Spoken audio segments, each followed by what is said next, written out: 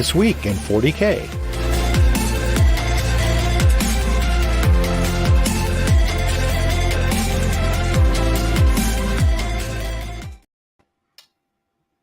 Welcome to This Week in 40K. I'm Colin and he's Billy, and we are back for another custom, special, super important episode. Mm-hmm. Are you ready for our super important episode, Billy? I'm ready for the most important episode we've ever filmed on a June 20th. Yeah, you're right. Yesterday was Juneteenth. My wife's 40th birthday is this Sunday. The 40K box set hits this Saturday. All types of things going on. I'm TOing an RTT this coming Sunday. It's going to be a mess, but fun. That is going to be a mess. Yeah, I would have to read the rules and the designer's commentary twice more between now and then, I think. Oh, I'm sending out a TO email of no one's going to know the rules. This is not going to actually be competitive. Treat this as a learning experience. Lead with grace. Call a judge. I'll come over. We'll figure it out. Yeah, that makes sense. So you've played some 10th. I have played one game that can credibly be called 10th and one game where I played with Eldar. Mm-hmm. I played, was it 6 or 7 games of 10th this last weekend, and it was incredibly fun. And next Sunday at our normal time, Biff Pod will be on, and I have pictures of the games. And also I'm going to do a tournament report, basically. I'm going to talk through my games and my lists and, analyze it in the way that we did back in the olden days when I could go to tournaments more often. That's going to be Sunday at 9 a.m. Pacific. I also would like to shout out some incredibly important news that is something that we are all incredibly proud of at Best in Tabletop before we go any further. Mm-hmm. There is a new organizational plan for Team USA for the WTC. And that plan is to have a larger team so that they're training backups at the same time as the main travel crew. Brilliant, makes perfect sense. That way you don't end up with a situation that they almost did last year where someone couldn't go, or the Jeff Robinson year, which we don't need to talk about right now. Mm-hmm.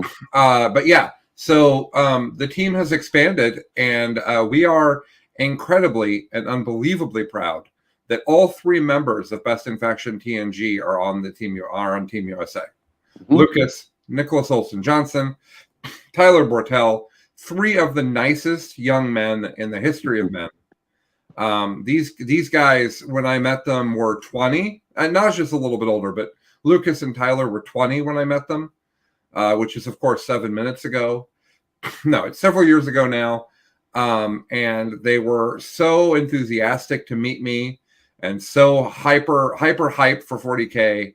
And they've only continued to be that kind of beacon of positivity that we all need. So huge shout out to 3 of the best guys around. We will be following their progress. What's the Palpatine quote from the prequel trilogy? I'll be following your progress with great attention, or something like that. I don't know. Oh yeah, I followed your career. Something. It's the prequel trilogy. Yeah, and he's like, I will follow your career with much attention. Anyways, shout out to them. Great job. Now, there's no tournaments we're going to talk about. We don't have a lot of news to talk about because everything is out. Mm-hmm. Except Crusade rules that were yesterday. And in my typical official tradition, I did not read them. Yeah, I have read 3 pages of Crusade rules since Crusade has been announced. Some of it seems fun. In my ideal world, I'm part of a giant group that plays Crusade exactly how I want to, as I have the time to do that, which I don't. But well, I'm not even going to say anything about it other than ditto. I feel exactly the same way as what Billy just said. Okay, so what are we doing today? Here's what we're doing. 10th edition, okay? The internet and the community is unhappy. And I'm reminded of a certain Super Bowl that Billy will be giddy about, where the Seahawks lost in the last moment because of a coaching decision, or because human beings play football and make mistakes. One of those 2 things. But the week after that, the Monday after that, my favorite sports radio station kind of did a let's talk about how bad it was. Let's be frustrated. Let's get it all out. And then on Tuesday, they started doing what they called group therapy. And they started talking about the reasons to hope for the future. And I thought about this a lot. And there's a lot of incredibly negative content out there right now and incredibly negative people. And the 40K community at this very moment isn't fun. I've had to stop reading the things that I read. I didn't listen. I started a podcast I enjoy, got 5 minutes in, turned it off. So I thought about what did we do? What are we going to do to help this situation? Because complaining is not going to help. No, never does. No. So what I have done is I have created Colin's top 10 10th takes, and they're all positive. Okay. But we are realistic here. There is plenty of things to be frustrated about. Mm-hmm. We understand you, we hear you, we get you, we support you. So I have also created my areas for improvement, which we could call the area of grievances, if you'd like. I mean, you know, that it's over a Bortel old in terms of its cultural reference, so it fits right in with us. Yeah, from a show I don't like. Mm-hmm. I like it fine, but yeah. So, and then after that, I will give you reasons for hope. Yeah, and if you don't touch on one, I have one that is just so amazingly obvious to me that I am ultimately hopeful. Right. So before we dive in, I want to say, I understand. I know that there are people that are going to be rubbed the wrong way by this and are going to think Colin is being too positive, Billy's being too positive. Things are much worse than that. And if you do think that things are worse than the way we are portraying them, you can email 40kfac@gwplc.com. And we'll say that a few times throughout the episode. So if you have feedback for Games Workshop and you want them to react to you, do not complain on Facebook. That is not the way to do it. Email them at 40kfac@gwplc.com and articulate what you're concerned about. If you think that they won't listen to those, you are wrong. And go ahead. I just want to address what Dave O'Leary said here in the chat, because I think this is important, and it's to exactly your point. Complaining, not helpful. Constructive criticism, helpful. Just whining and screaming into the void, it can make you feel better, and that's valid. Sometimes you just need to feel better. Don't stop yourself from doing that, but recognize that is unlikely to effectuate change. Change comes from positivity, construction, suggestions of what can be improved, not just this is a problem. Mm-hmm. There's a whole I could talk about that for hours.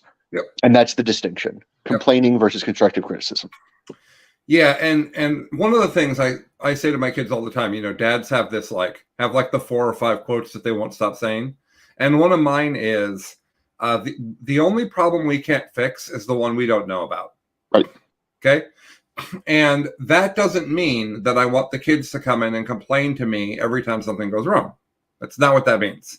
What that means is if there's a problem, I want them to come to me and calmly explain the problem to me so we can talk about how to fix it. Right. And that's the vibe that the community needs right now. Yep. And in the meantime, while we're waiting for things to get better, because again, we appreciate that some of you are legitimately and sincerely frustrated, and it's fair. 100% fair. Yes. We're not here to tell you that it isn't fair to be frustrated. You might be a Death Guard player. There are reasons you could be really mad right now, and we get it. Okay? What I want to do, what Billy wants to do, is we want to make you hype. I would like you to be more excited about 40K than some of you are right now. So we are here to help, and we are going to be a beacon of positivity. Mm-hmm. So the first thing I want to show you guys, and by the way, if you're on the podcast today, there is actual visuals. And so I'm going to need you guys to go watch it on YouTube or bear with me. So the first thing that I want to talk about,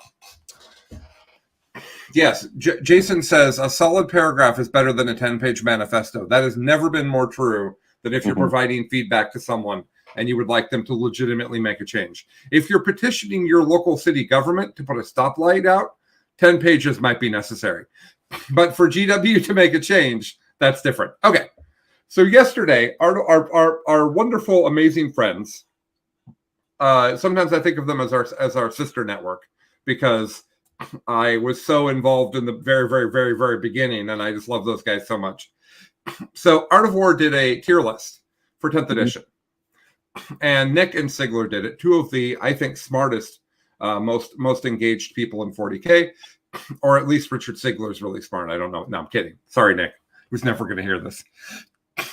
So they did a tier list, and they had, is this real? This would be S tier, very strong, relatively balanced, flawed, major issues, YGW, Y again. That's the tiers.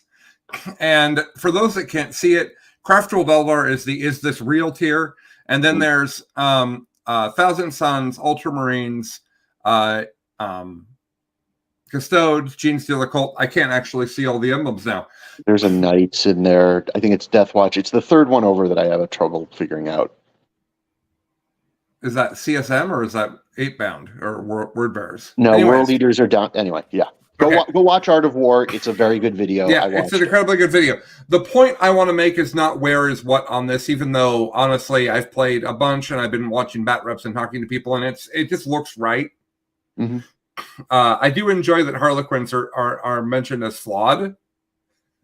I would call them non-existent. they said the existence of fate dice alone keeps them from falling too far. Okay. Sorry, Harlequins, that's harsh. You have to have the Craftworld Eldar trait in order to matter. That's what they just said. Here's what I want to show you guys. At the top it says, is this real? And then the next tier is what they said that would be the S tier. There are 20 factions or so. This looks like more than that. I thought there were 20 factions. But there's a certain number of factions, and 7 of them they say are the S tier. Okay? Mm-hmm. Then at the bottom, they have 5 that are flawed. One of those is Grey Knights. I completely disagree. Another one is Tyranids. I completely disagree. I think both of those have absolute play in the game right now. Underneath that is Votan, which I admit has major issues, and then Admech and Death Guard that are both just broken and designed poorly. I agree with all of that. But if you take away the outliers, if you remember that 40K is a game that has outliers, and sometimes a Votan book comes out and it's just written wrong and it has to be immediately addressed. Sometimes the Drukhari book comes out. It had a day one, like a very early fact that nerfed it. Tyranids had a very early fact that nerfed them. Not enough they were good forever, but they did get nerfed right away. Okay. So outliers aren't the meta. They're just not. Okay. Outliers are just not the meta. Eldar is not actually the meta. Eldar is the thing that we all understand is too good and will need to be addressed quickly. The edition, as far as I'm concerned, isn't out because the box set hits on Saturday. So let's give them a minute, right? They released like 1,200, 1,400 data sheets and points, and people want all of them to be perfect. And I appreciate that because we love our game, right? Yes. The frustration is from a place of love and passion. I get that. But if you remove that top tier and then you accept that the bottom 3 have had run into design problems, the rest of this looks completely fair. Yeah. 7 at S tier, 4 in very strong, 7 in relatively balanced, 5 in flawed. And if you think, well, flawed isn't okay, it's just 40K. There are always a handful of armies that need attention. I also don't agree with them that there's this many armies that are flawed, but in general, I agree with their tier list. So let's try to remember that outliers are a thing in 40K, and if we're hoping that they'll address things, having a small number of outliers means they don't have to address very much in order to make things better. Yep. Go for it, Billy. Talk. I'm just going to jump in with my one thing, and maybe I'm stepping on one of Colin's top 10 10th takes. The reason that these outlier that I am not actually long-term concerned is that they've gone to full digital rules.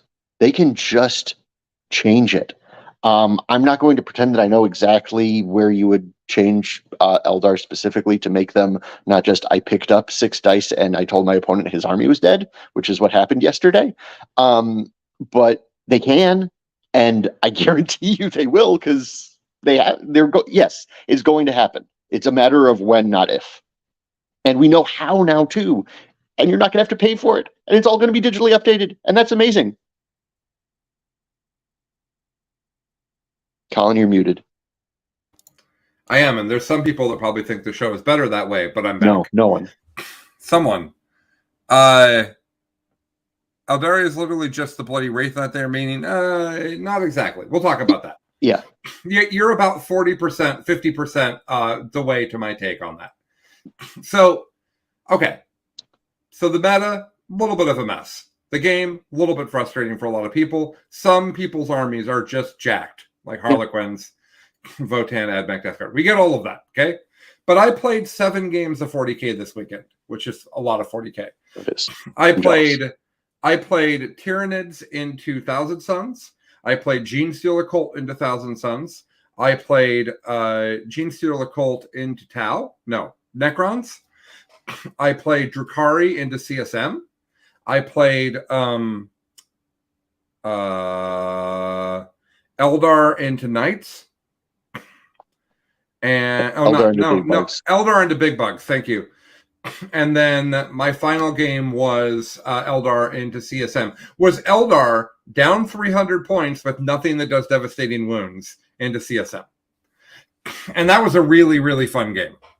Eldar down about 260 points without dev wounds was a really, really fun game. Billy's having a hard time with this. Billy, would you like to comment on what I just said?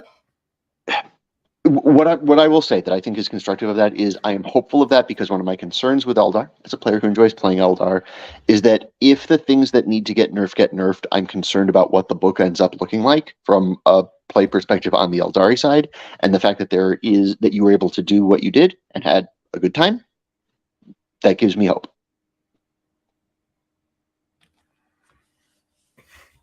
Excellent. People have criticized my breathing through my mouth. Little do they know that my other option at the moment is dying. Yeah, and that involves me having to call an ambulance, and that's just not fun. From multiple states away, which, by the way, is difficult, I've been told before. Probably. All right, I am going to take a moment to go blow my nose, because their feedback is actually wildly fair, and I'll be right back. Okay. Depending on how long Colin's nose blowing goes, you will hear my thoughts on this tier list. The other thing just to note on this tier list is that they did have Thousand Suns as clearly above the rest of S tier. I'm assuming that's Cabal points and not just Mutalith Vortex Beasts, although we should all take a moment to be happy about Mutalith Vortex Beasts. Yeah, that's such a cool model. Mm-hmm. I think the bigger issue with Thousand Suns is the ignoring armor. Yeah, the Cabal it turns out that if your shooting is incredibly accurate and good, and it shoots at people that don't have armor saves, that's powerful. I don't know who could have predicted that. All right, here we go. I've played all those games of 40K. It is more than 6. It is. Oh, it didn't. Oh, the animations aren't going to work. Oh, that's the worst. I'm sorry. No, we're not going to do it that way. We're going to hold on. I'm going to present my screen is what I'm going to do. Okay. Because we're not going to do it the non-fun way. Let's have fun. Yeah, right? Mm-hmm. All right, so we're going to go like this. No, Jason, I didn't see the part about Grey Knights. Go watch their episode. They make good content. Okay, here we go. Slideshow. Okay, how's that, Billy? Can you see that? I can still see it. Is it all you can see? No, I can still see us in a border around it. Well, fair enough. Okay. So I can't see anything anymore, so you're now in charge of comments. Okay. All right. So first of all, in the background of Best in Tabletop, one of the things I say all the time is Ted Lasso, not Jerry Seinfeld. And that's not because I think Seinfeld is a bad show. I think it's an iconic show that has sculpted a portion of pop culture in the United States. I think it's fair to be a little bit critical of it, but that's not what we're going to do today. The premise of Jerry Seinfeld's show, the show Seinfeld, is that people are terrible being terrible to each other. That's a lot of podcasts. I'm not calling anybody in particular out, but that's a lot of podcasts. So I'm now very self-conscious about breathing through my mouth. You're fine. Okay. So We don't do that here. That's not our vibe. Our vibe is Ted Lasso. For those that haven't seen the show on Apple TV, I don't understand. It seems like everyone's seen it. But Ted Lasso's, just very, very quickly, is about a football coach, American football coach, who gets hired to go coach a English soccer team, doesn't know what he's doing. He is a beacon of positivity, filled with good stories and things that people can learn. And he kind of changes the lives of everyone around him over the course of 3 seasons. It is an incredibly funny show. It is an incredibly positive show. And it is about pushing through difficult times and pushing through adversity. Did I explain that well, Billy? I know you love the show as much as I do. Yes. Okay. So I have Ted Lasso backdrops for the next several slides. And the point of that is, this is a frustrating time and people are upset. But it will pass and we will all be fine. And in the meantime, the thing that we love is frustrating, but it isn't all bad. So this is positivity now. I played 7 games of 10th. These are my takeaways. Some of them are hot takes. Some of them are cold takes. I did this at 1 o'clock in the morning. I'm not entirely sure which are which. All right, number 10. I feel like I'm David Letterman right now. Yes. Data sheets. I knew that data sheets was a good idea. I loved it when we were playing.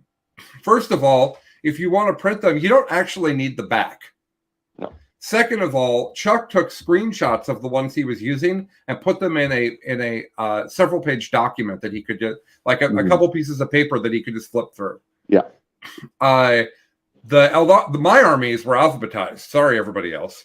And so I could kind of look up what I was looking for on my phone, on my laptop. It wasn't as good as having the cards in person, but I wasn't able to print them. So, so be it.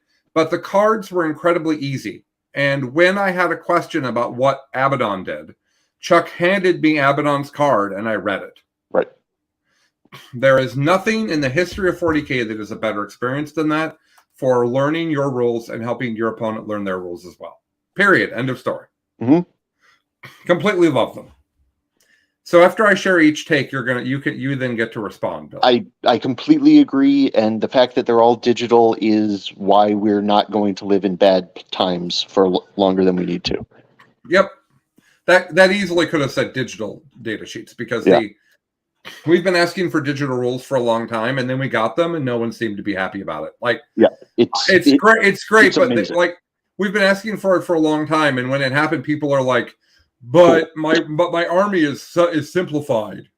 Yeah, no, it is one of the best changes that Games Workshop has made since I started playing this game back in 1992.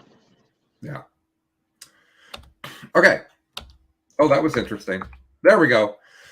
I see. Yeah. So I was thinking that it was going to be tanks shoot tanks and infantry shoot infantry. Mm-hmm. It's even more than that. It is strength 4 is not good. Strength 3 is even worse. Strength 6 is where you got to be at to kill elite infantry. So there's a weird change to the game of what guns do what and what things kill each other. I thought I wasn't going to like it, and I did. Yeah. Every gun in an opponent's army being aimed at your one heavy target is dumb. Now that I've considered it, that's not the way I want the game to be. I don't want it to be point and click where someone says, now that thing needs to die. Now that thing needs to die. Now that thing needs to die. And you could argue that that's the way that Space Marines still are, but that's not the point. I was pleased with the durability of vehicles, and I was pleased with how elite infantry behaved. I thought that light infantry, damage-wise, seemed kind of pointless. But that might be that their job is not damage. Their job is running around and doing the missions. Yeah, and I think that's true. Okay. The game is legitimately faster. People are saying this is not true. I don't think anyone is appreciating that we're learning everything, and it's still not taking it forever. Like, have you played Twilight Imperium? Like have a realistic expectation for what a long game looks like. When I play 40K with my friends at my house and we're just messing around, we take 4 hours to play a game of 40K. Yep. And these games were like 3 hours, 2.5 hours while we were learning. I do think that the rules are simplified. I do not think that they're dumbed down. And I do think that the game does go faster and will only go faster as we get more experienced with it. And frankly, that's necessary. It's over most people's attention spans right now, and it needs to get under. And a great example of that is baseball. They have changed the rules of baseball to speed the game up, and the average game time is now under 2.5 hours. That is the watermark that they aimed at because of when people's attention spans start to fade. Yeah. That's also why most movies are 2 hours long, and 2.5 is a lot, and anything longer than that, and even if you love the movie, you might feel like, man, this is a really long movie. Yeah, it drags.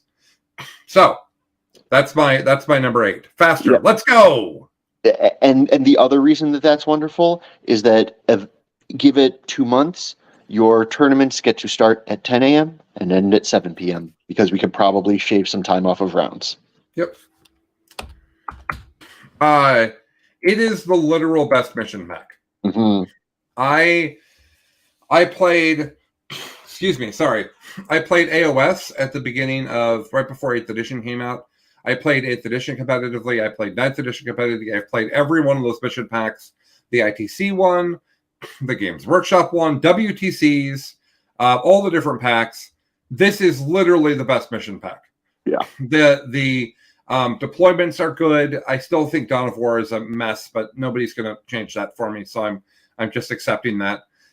The missions are good. There's variety in them. They're not all the same. They don't all feel the same. Yeah. As much as you might have liked the last mission pack, for some of us, I would hear the TNG guys talk about the different missions and the strategies on them, and my brain was just like, they're all the same.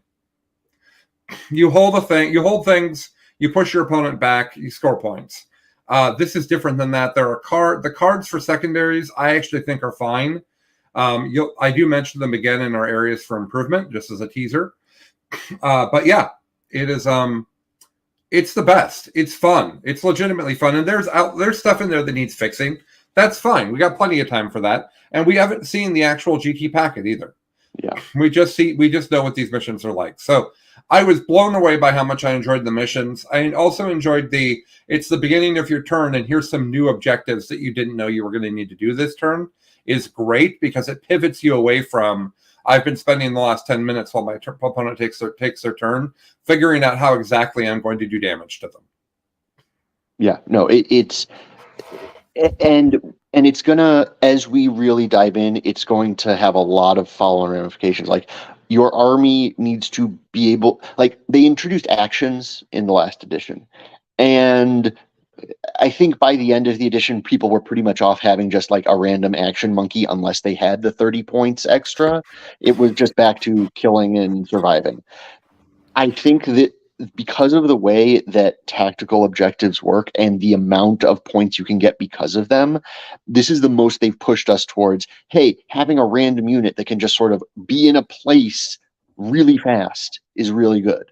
Like, I don't love the data sheet of Warp Spiders. I think Warp Spiders might be one of the strongest units in Eldar because they can just be somewhere and be allowed to shoot and then not necessarily want to shoot. And that's a really good thing. Yeah, and also interesting on that unit, as everyone freaks out about it, is, yes, it moves too fast. Fine. Its gun is bad. Like, yes, it has a D6 flamer, but the situations where that gun is useful, the D6 strength 4 flamer with no AP, the situations where that's useful is small. Yeah. Right? There's lots of targets that's just simply not good enough. So, moving on. Mm-hmm. AP changes durability. Yes, tanks, infantry, and infantry. I talked about that. The AP change, by the way, that AP changes durability is purposely a sentence you can read multiple different ways. AP has gone down. And they made a change to cover where 3-up saves can't get in cover. I love that, by the way. I think that's great. Yeah. Because you can't, otherwise there's way too much of the game that ends up with a 2-up save because lots of the game has 3-up saves. Yep. What I had not appreciated is that low AP also means that a lot of units are very durable against a lot of shooting. Mm-hmm. And I didn't find that to be bad or frustrating. I just found it to be interesting. And we'll talk about that more if potentially there's an indirect fire reference later in the top 10. But in general, I was surprised by, in shooting in particular, how much less deadly I felt in my armies, even in games I was winning by a lot.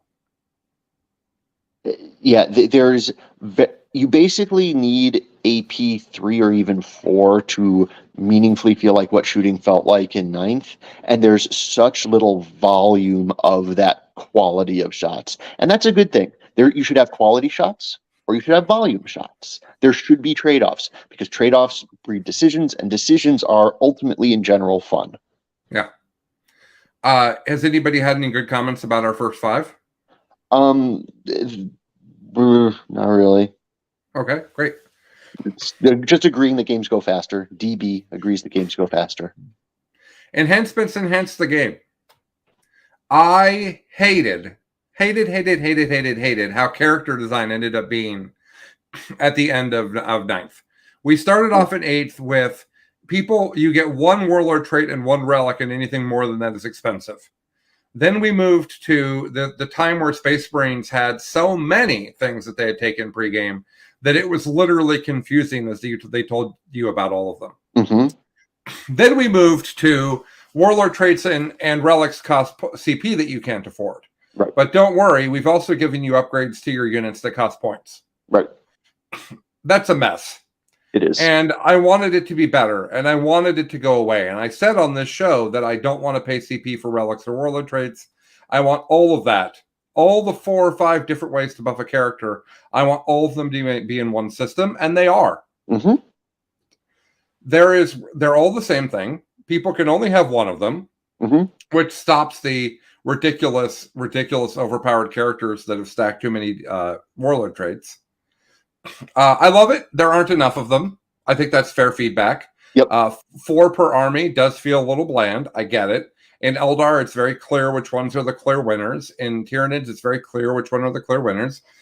But they're worth different points, and they can adjust those points. Mm-hmm. But I think that the big thing is as we see more rules, we're going to get more stratagems and more enhancements. And that's okay because the system itself is very, very good. Full sign-on. I will offer an editorializing that I recognize my fun is different from a lot of people. In my idea, I actually love a Hero Hammer kind of an edition. They did. I was worried that enhancements would completely remove that because of the just 4 of them. But because of the way, because all characters have their random buff thing, and because characters get the buff from the unit they're in, and that was just one of the biggest explode my brain pieces of this edition. I think I am still getting enough of my itch of characters are fun and matter. And yes, this system is the right way to do it.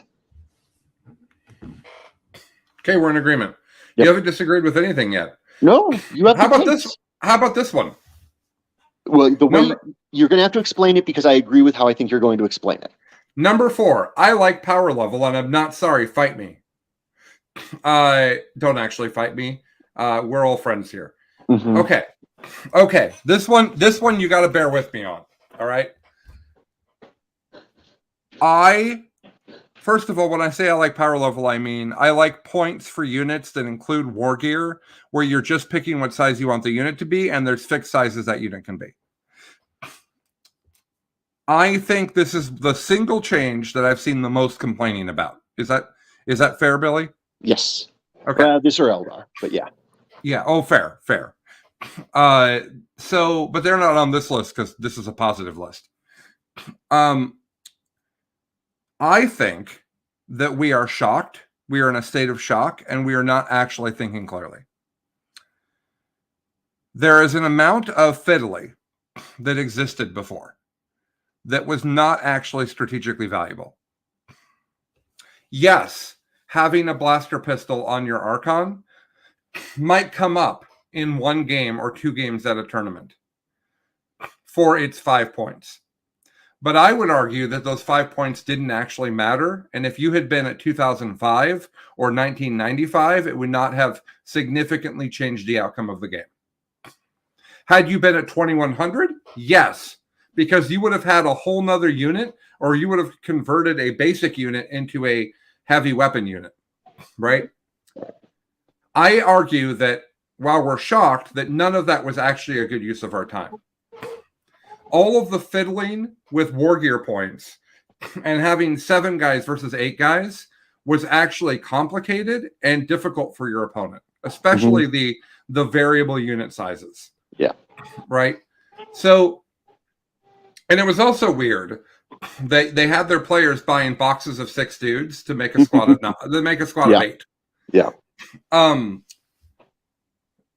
what that means, and we saw this in ninth as they started letting people not pay for war gear. The other problem I had before was there were a lot of guns you never saw: flamers, grenade launchers, sniper rifles, power swords on sergeants. There were all these weapons that we never saw because they cost points. And people would look at it and they would say, well, rather than paying these points for these weapons I may never use, I'd rather get another unit of dudes. Mm-hmm. And that math is almost always correct. You almost always want to drop special gear off of units to get another unit, because that can actually do things and gives you an additional element of action in the economy of action, which is what a game like this is.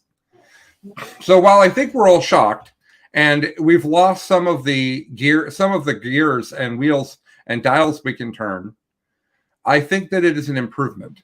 I think it's an improvement that will get better as they add more enhancements and detachment abilities. I think that will make you feel like you have more decision making than okay, now that I'm at 1960, I'm going to spend the next 3 hours trying to figure out where the last 40 points goes, only so that I can not take a whole bunch of guns in the game, because why would I want a special weapon in my guard squad? I want you to have the special weapon in your guard squad. I want to see that grenade launcher. I do. I want to see it. What do you think, Billy? First my thoughts, and then I'll touch, because we actually got some good comments on this one. I agree, writ large, this is a good change. In terms of pointing, it looks like they basically pointed, this is the best war gear you can put on the unit. These are the points. If you don't want that war gear, go lower. So that's sort of it's just a different way of getting to the same place, because very few units were optimized in ninth with not the most powerful weapons they could take. So it was the appearance of a choice that you didn't actually have. The place that I saw this was, I was randomly looking through Blood Angels. I was very confused why Firstborn, Death Company were like 6 points a model more than Primaris, and it's because every single one of them can take a Thunderhammer. Okay, That makes sense. At the end of the day, I think I do agree that this is a better change. They were removing the appearance of a choice that was a false choice, and again, simplified, not simple. My one concern is, to your point of, it can actually be hard to spend the last 40 points in your army. Yep. I'm not sure what to do about that right now. Whether you just don't spend it, do you move things around until you can find some alternative configuration? I don't have an answer for that yet. I actually made a joke about Clippy, continuing with the old people references. Yes. Because I was making a Tyranid list and I was at 2005. And I imagine Clippy coming out and saying, hey, I can't help noticing that your list is over by 5 points. Have you considered getting bent? Yeah. Like it is frustrating. I get that. Yeah. I think that enhancements are actually the solution to that problem. Yep. I think if each army had 8 or 10 of them rather than 4, that's how people would tweak things. And I think that there should be enhancements that go on units as well. Yep, that last piece was exactly what I was thinking. Just a few comments, because interacting is fun. Our good friend Fictitiously Famous said that he thought he was the biggest opponent of power level in our Discord, and he's dealing with it. It's the fixed unit sizes that he has troubles with. I think you sort of addressed the fixed unit size. The marginal difference, in my opinion, between 10 or 8, really, you just did it for points, and it's the same thing we were just talking about of, I had 40 extra points or 40 too many, so I shaved this. There's a more elegant end solution to that, in my opinion. JK asks if this removes a tool that designers have to balance the game, like Thunderhammers having their own profile, no way to adjust the points. Potentially, yes, but I think they have enough tools, and at the end of the day, making you have 7 Thunderhammer Terminators instead of 8 Thunderhammer Terminators is sort of rearranging the deck chairs on the Titanic. It was the Thunderhammer Terminators that were a problem, and one less model is probably not the best solution. It's just the one we're most used to. Yep. Wow, there's a lot of comments back and forth. I'm not going to keep up. Let's keep moving. Okay, well, I will say that one of the things that I'll point out there is that in organized military, you do not have a squad of 7 and a squad of 8 and a squad of 6 and a squad of 9. There's S2. What's that? Yeah. Yeah. And people ask for realism, but only when it's convenient to themselves in 40K. Yeah. So I like the fixed unit sizes. I think that, but I do think that is the most fair place to criticize. Sure. Okay. No more psychic phase. I thought was going to be lame and remove fluff and flair from the game. I didn't necessarily like the psychic phase. I thought that too many armies weren't participating. And the armies that were good at psychics, you couldn't actually deny and stop. There were lots of situations where people were just doing whatever they pleased. I thought it was going to feel like it was gone. It doesn't. No. A lot of the psychic powers are special abilities that are meaningful. But what I really was surprised by is psychic powers turning to guns. It made greater demons very easy for me to analyze, for me to look at the points and decide what I think of their value. It made that incredibly easy, whereas before it was extremely difficult. And it makes it very easy to figure out what the reliability of that is. Whereas if it's a psychic power, you have to be someone that knows what the chance of rolling a 7 is or an 8 percentage-wise, which lots of people don't know. Mm-hmm.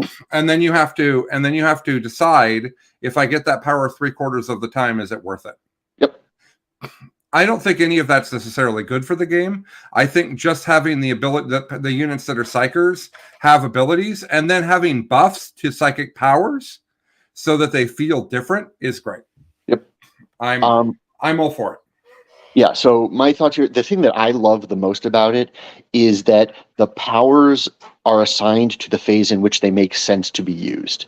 Because like one of several of my biggest feel bads came with Quicken happening in the psychic phase. You do your movement based on the fact that you know you need to get Quicken off, and then you either win or lose the game on whether Quicken happens, because it happens in a different phase and you can't plan for it. Yep. That as a stand-in for the broader, all of the things happen when you think they should. Like there were random times, like, and expanding that concept out, there were random times where like you had to remember when a stratagem was used in 9th because it was in the shooting phase, even though it was really going to affect something in the fight phase, but you couldn't use it in the fight phase because it was only the shooting phase. Like they've removed that. Things happen when they should happen. The one thing I do want to say with I completely agree on psychic guns. There is this outlier of the Cabal points stuff and how they work. I'm sure we will get an answer to that, but Doombolt is kind of weird right now. It's not actually a shooting attack, and so it can snipe out lone operatives. Yeah, it's weird. Yeah, it's weird. I would argue that's probably not intended, but it's absolutely, from what I can tell, the way it does work. Yep. All right, who's ready for the top 2? Here we go. Number 2, indirect. I might have overreacted. Okay. I flipped out. I really did. I hate indirect fire being efficient. I really do. I really hate it. And when they made it so that it's a -1 rather than a ballistic skill change, that's bad. Because that means that you can't sack it. You can ignore -1s because you're already at -1. Yeah. They gave indirect fire a bunch of bonuses in Guard and in some other armies. They made it dangerous. Now, I don't like indirect fire because, in my opinion, if it's good, it takes entire armies of things that are T3, for example, and tells them that they don't get to play with infantry, or they lose their infantry before they even go. That's a problem because transports aren't priced to move like we would need. 110 points for a GSC truck, 95 points for a Drukhari Raider that is literally paper and will not survive any shooting of any kind. This is a problem, okay? But what I was pleased with is that a lot of the indirect fire doesn't have very much AP and you're in cover. Mm-hmm. And when indirect fire actually shot at me, I was surprised at how ineffective it was. Now, that's not everything. Basilisks are 8/2/2, right? But I was surprised by how durable things were in cover against their indirect fire. I think the fair criticism here is, what about Desolation Marines? Mm-hmm. If I was coming up with data sheets that are hilariously bad for the game, yes, I would say 23 or whatever point Desolators is the top of that list. I would nerf Desolators before the Wraith Knight. That's how I feel about that. Now, how's that for a take? And what's funny about that is both of those things need to be fixed. Yes. And all of the armies that I've built are based around one of the two of those units. So I agree with this. I think that it doesn't comprehend everything, because, like, for example, in my Eldar game that I played yesterday, using another TV reference, for those of you, the dot in the eye of Jeremy Bearimy, go watch The Good Place if you want to really understand this. But the thing that broke my opponent's brain wasn't the Wraith Knight; it was that Night Spinners are twin linked. But again, this is a data sheet problem, not a core rule mechanic problem. I actually completely agree that you take this number 2 with where's the thing about AP, number 6, and you're not as just dead necessarily to indirect as some of the more extreme takes would be. Now, Eldar have incredibly unacceptable indirect fire between D cannons and Night Spinners, and the Wraith Knight, which is basically indirect, and Desolation Marines, because it's not hard to make them ignore cover and be AP2, are not okay. Data sheet problem, not core mechanic problem. 100% agree. If you had to guess at what my number 1 was, would you have a guess? No, because we don't think the Avatar is great, so that would have been my guess. Yes, there we go. The game is fun. Yes. Everybody's so busy talking about what's wrong. I think people might have forgotten that it's fun. Mm-hmm. Don't take the super crazy awful stuff. Just play 40K. I wanted to play Chuck. Chuck was playing a CSM army that we didn't know how good was. We know how good Eldar was, so we talked about it. And he said, I don't think I have an answer for D cannons with devastating wounds. And I said, I think that's fair. I think very few people have answers for that. So what if I didn't play with them? What if I just don't bring them? And so I didn't. 255 points. I think I was also down 5 points on my list. So I'm 260 points down. We know that Eldar is better than CSM. We know that my list is more of what we know is good over Chuck's. We made an adjustment. We had a great game. The game is fun, and it's not at its final state. Right. We're going to get to it in a minute. We got to hurry a little bit. Yep. We got to hurry a lot. Okay, here we go. Areas for improvement. Area of grievances, if you will. But we're going to do this in a positive tone. It is completely and wildly unacceptable to have armies that are just fundamentally broken out of the gate. It just is. So Votan, Death Guard, whatever you think are the broken armies, they need improvement, and they need it quick. It is okay to have armies that are at the bottom of the power curve. That's just going to happen. It is not okay for armies to just fundamentally have just not function. I think that is in response. I think that is because of just how much content they were releasing. I think there was bound to be some armies whose mechanics didn't function correctly. I know people would have liked this to be tested more. That's not a thing we can change or a thing that I can impact. So, out of order. Nice. So number 4 was non-functional armies. Number 5 is unit point outliers. Try not to throw the baby out with the bathwater. What a terrible phrase that is. Yeah. You are looking at exceptions probably that are not the rule. Orc trucks are 50 points. Boy, that seems weird. Desolator Marines are like, what, 23? Like 24, there's a number, but 24. Still, yeah. There's a number of things that are just pointed hilariously badly. Barb Gaunts for 10 apiece is hilariously bad. That is so inexpensive that I look at it and I'm just like, no, that's not right. They shoot better than a Primaris Marine and are also T4 with a 4-up with 2 wounds. I don't understand why this is half the points of a Primaris Marine. Like, there are just things that are wrong. That's okay. That's a really easy fix. Like a week from now, we could literally just get a points update and a bunch of those outliers could just be resolved. Don't take them. Yeah, 100%. My thought there is, my frustration there is that so many of the points misses are on units that you would look to first because you assume the data sheet is powerful. There are very few points misses on a unit that you're like, I guess I have a reason to take this now because it's so wildly undercosted, even though the data sheet's kind of crap. Right. They're the things you would look at and be like again, Desolation Marines are the first thing I would look at in Marines and make sure I get those points right. Yep. So, but again, they already changed Death Watch. Yeah. Okay. We'll get there. Yeah. We'll get there. Secondary cards. I love them. Okay. I think they're great. I think that their criticisms of them are completely fair. I think they're great because you know what they are and you can plan your army to do them. And that is really great. But the feedback that I'm hearing is, yes, but I can't get to my opponent's deployment zone on the first turn of the game. My army doesn't literally do that. I think that's completely fair. I think that some of the secondaries need to be adjusted, and some of them, there are a few of them that say if you draw this on the first turn, draw again. And I think there's some more of that need that, like behind enemy lines on the first turn of the game. Sure. Because even if your army's fast and goes like 14, you're still not making a charge into their deployment zone. Certainly not wholly within your deployment zone. Yeah, but I mean, there's the CP to change them out, and isn't there like discard one and gain a CP at the end of the turn? There is, but that doesn't stack with the CP you've already gained. And the CP to churn it is fine, but having to spend your only CP on the first turn of the game feels awful. Sure, the missions are not perfect in terms of the incentives they create and the points that they have. That aspect of secondary cards, I agree with. I think secondary cards are amazing, and they're going to be the thing that keeps this edition fresh and fun for a very long time. Yep. Number 2 is Devastating Wounds / Eldar. Yeah.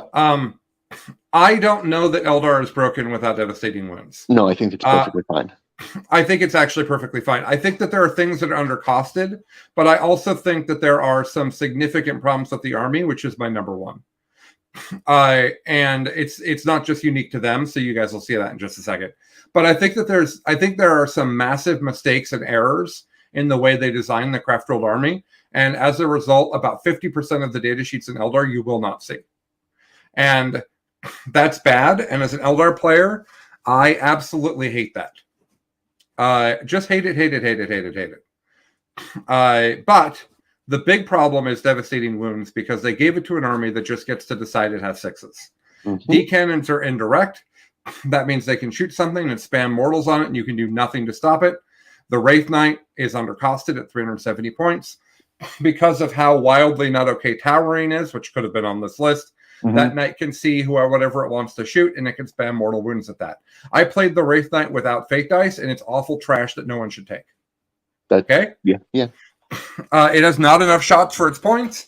It doesn't do enough for its points, and it is durable in a way that is obnoxious for your opponent. Okay. Eldar need to be changed. If you removed Devastating Wounds from Eldar, I think that's fine, but I actually think it's harsh. And we'll debate that another day. I actually think that Dev Wounds are a problem across the game. Yep. I think that Eldar are the lighthouse in the storm. That's bad because it sounds like they're good news. I think Eldar are the thing that is most noticeable about this issue. But in playing against Chuck, he played Chaos Terminators. And he paid 1 CP to reroll hits and wounds. And he did exploding 6s and then mortals on like 5s. And he spammed like 20 saves on my unit and like 15 mortals. Yep. And that's also not okay. Yep. And the Death Watch fix was also because of this. Yep. So I think the Dev Wounds are a problem in general. Yep. I would be fine with them gone, or at least adjusted in how they work. Yep. I've been thinking a lot about it. I don't have a good answer for how they should work. Extra AP, Billy. Sure. There should be extra AP instead of mortals. Something. They should be something. Mortals is just because it then impacts so many other things. Spillover damage is actually the part that I think is the most problematic with it. But yeah, there's cosine number 2. Yep. Okay.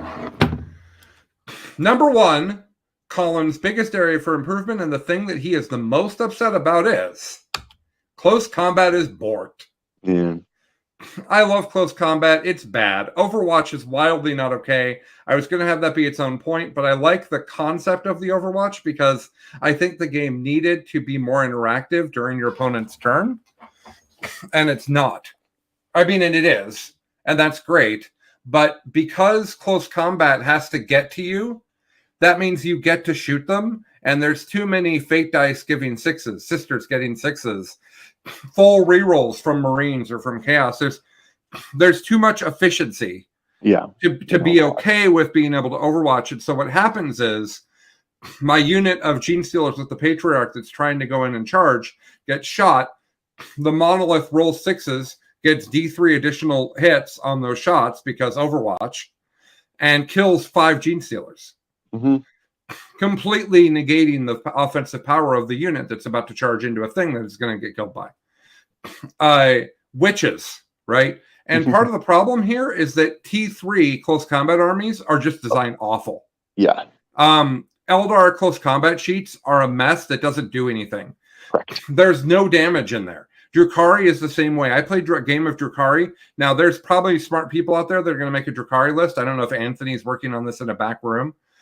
But I made a list with what I know, and I know I'm not a perfect, and I don't know Drukhari as well as other armies, but the list I made was not functional. I have never in the history of 40K made a list and gotten to the table and had it be that level of unfunctional, misfunctional, infunctional, not functional. Some functional. Yeah, non-functional. It's just because of close combat, it's because of Overwatch, and it's because of the data sheets just being bad. Yeah. So that's a hard thing to fix. I don't think it will be fixed quickly. I think that is a thing we're going to have to live with, and it's sad.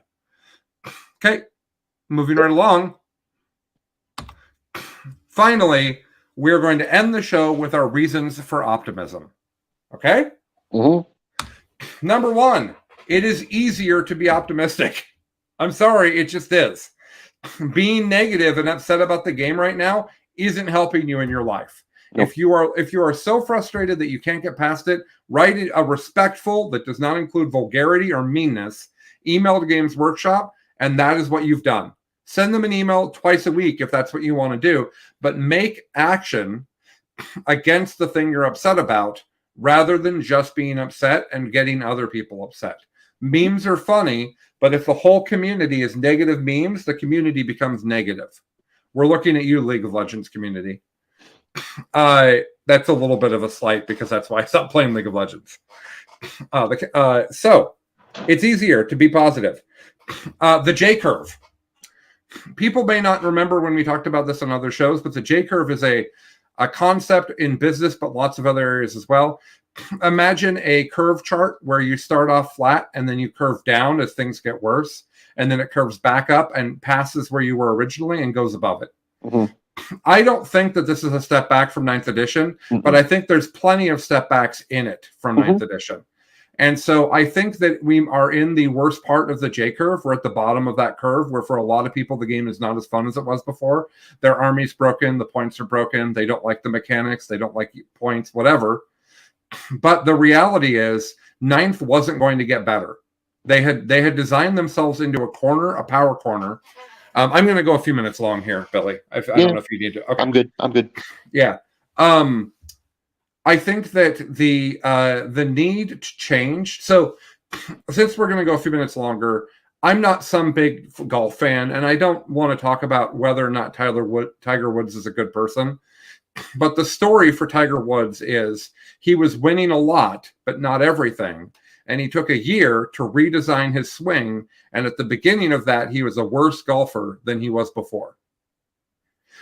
He literally got worse before he could get better.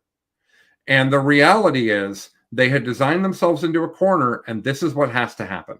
Mm-hmm. And I'm sorry if that you feel like that's dad lecturing you, but it is extremely, extremely true. And what we need to do is we need to see how long it takes to get out of the bottom of that J curve, not be mad about being at the bottom of that J curve. That's where I'm coming from, Billy. Co-sign all points of that. Okay. I think the Deathwatch change should make everybody extremely excited. Absolutely. We have never cause for hope. Yeah, we have never in the history of 9th and 8th seen a thing fixed 24 hours after it's announced. Yeah, even Votan took longer. Yep, never, not even one time. They said, "Oh crap, this is broken to an unreasonable amount. It'll be fixed." If you think GW doesn't know about Wraith Knights with devastating wounds, you are smoking the crack cocaine. And don't do that, because as the 80s taught us, crack is whack. Don't do it. Don't smoke the crack cocaine, Billy. That's part of the show's premise. I go to cocaine is a hell of a drug from Lawrence Taylor and Waterboy. So yes. Okay, fair. I like Waterboy. Okay, so the Death Watch change, great. The Votan launch. Votan was badly designed, and the community said it and gave them feedback, and they nerfed them. Did they nerf them too much? I don't think so, because they won tournaments. Yeah. So no. You might not like the nerfs they made, but they sure as heck won tournaments. So, and there are lots of other factions that didn't win tournaments in the same period of time. So Votan launch. Quarterly updates. And I made this the number one on purpose, because if you had told the fan base at the beginning of 8th that Games Workshop was going to do quarterly updates to the balance of the game and that they were going to be 85% well thought out and they were never going to miss a 3-month period, people would have thought you were lying. People would have thought you were mischievous and malicious. Like they would not have believed you for a second. But GW has done this, and they've stuck to it, and it's happened. Yep. So if you don't like the balance of the game, we are at the start of a 90-day clock. Worst case scenario, and I don't think there is any chance in the whole world that this even goes weeks without us seeing changes. Weeks even. I predict that we will see Eldar stuff as between now and Monday, because the game officially launches this Saturday, and they are not going to want people playing their new game mad about Eldar. Mm-hmm. I am going to I'm going to rules lock my very small for fun RTT on Saturday night, because I don't think waking up Sunday morning and knowing that your army is illegal is fair. We'll just play a slightly outdated, completely new, no one has any idea thing. But I think that there's a very real likelihood that on Saturday, the wholly oppressive, completely not okay Eldar army that I'm going to bring will no longer be a thing. I think that's fair. Yeah. I think that's fair. I'm going to stop sharing my screen and go back to StreamYard. Am I done sharing my screen? You are done sharing your screen. Okay. Cocaine is a higher authority's way of telling you that you have too much money. I love that. Okay, so the summary of all of this is that 40K 10th edition is flawed. I think that's fine to point out. I don't think there's anything wrong with that, with saying that. I think we all knew it would be. So I think we all said it would be. Maybe everybody said it would be. And so maybe just kind of think about that. Maybe that you had an expectation it was going to be a little rough, and then it is a little bit rough, and maybe your expectation should have prepared you just a wee bit, Billy. So yeah, that's where I'm at on 10th edition. I think that it is really a really excellent frame of a building that is being built in progress. Yep. And I think that they are fixing it as we live inside of it, which is not everybody's favorite way of doing things. But yeah, that's how I think. Completely and totally. There's a very real and researched cognitive bias within humans that leads to this exact kind of frustration. That said, because of that, it's something you can understand and control, and you can take the irrational but predictable response that you're having, take your rationality and say, oh, I see you. You're being irrational, and I understand it. Well, it will get better. By mid-July, we are going to laugh at how mad we are in late June. Yeah, I agree completely. So we've gone over, and my kid is out. My kid's outside wondering why the house isn't unlocked, which is funny. So I just want to say, do me a favor, please. If you thought that this was a helpful hour for you, and you feel more positive than you did before about 10th edition, will you please share this with your friends? If you thought we were helpful, I did this for the community. I put this together. I put a lot of thought into it. And if you thought it was valuable, I would love it if you shared it, because I got to be honest, the whole reason I make stuff like this is for the community and for them to enjoy. And sometimes I don't hear back about it. And I would love it if a thing that we made, Billy and I, helped the community feel a little bit better about the situation that we're in. I would love that. There would be few things I would enjoy more than that. For This Week in 40K, he's Billy and I'm Colin because someone has to be. And 40K is fun. Go have fun with it. And we'll be back next Tuesday to continue filling you with hype. Bye, everybody. Bye. Have fun.